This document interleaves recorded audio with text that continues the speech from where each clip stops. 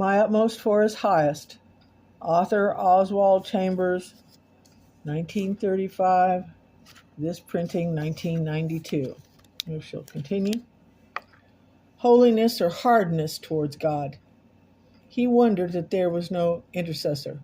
Isaiah 59:16. The reason many of us stop praying and become hard toward God is that we only had an emotional interest in prayer. It sounds good to say that we pray, and we read books on prayer which tell us that prayer is beneficial, that our minds are quieted and our souls are uplifted when we pray.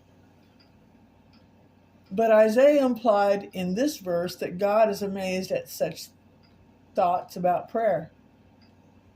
Worship and intercession must go together. One is impossible without the other. Intercession means raising ourselves up to the point of getting the mind of Christ regarding the person of whom we are praying. See Philippians 2:5. Instead of worshiping God, we recite speeches to God about how prayer is supposed to work. Are we worshiping God or disputing Him when we say, "But God, I don't see how you're going to do this"? This is a true sign that we are not worshiping. When we lose sight of God, we have become hard and dogmatic. We throw our petitions at His throne and dictate to Him what we want Him to do. We don't worship God, nor do we seek to conform our minds to the mind of Christ. And if we are hard towards God, we will become hard towards other people. Are we worshiping God in a way that will raise us up to where we can take hold of Him, having such intimate contact with Him that we know His mind about the ones of whom we pray? Are we living in a holy relationship with God, or have we become hard and dogmatic? Do you find yourself thinking that there is no one interceding properly? Then be that person yourself. Be a person who worships God and lives in a holy relationship with Him. Get involved in the real world of intercession, remembering that it truly is work that demands all of your energy, but work which has no hidden pitfalls.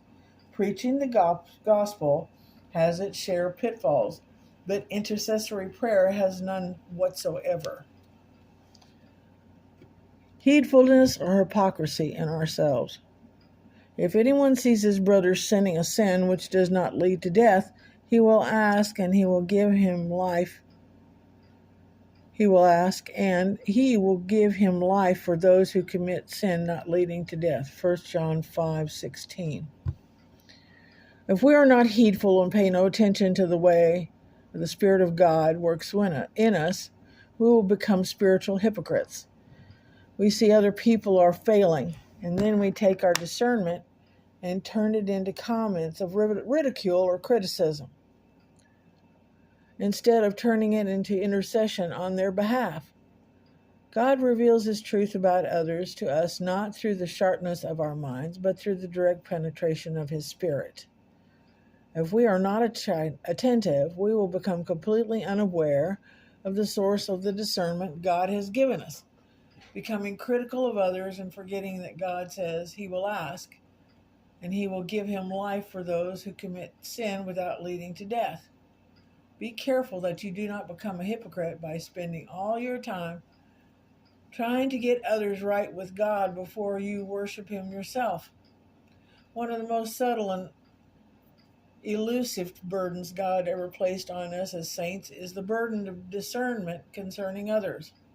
He gives us discernment so that we may accept the responsibility for the souls before Him and form the mind of Christ about them. See Philippians 2:5. We should intercede in accordance with what God says He will give us, namely, life for those who commit sin with not leading to death. It is not that we are able to bring God into contact with our minds, but that we awaken ourselves to the point where God is able to convey His mind to us regarding the people of whom we intercede. Can Jesus Christ see the agony of His soul in us? He can't unless we are so closely identified with Him that we have His view concerning the people of whom we pray.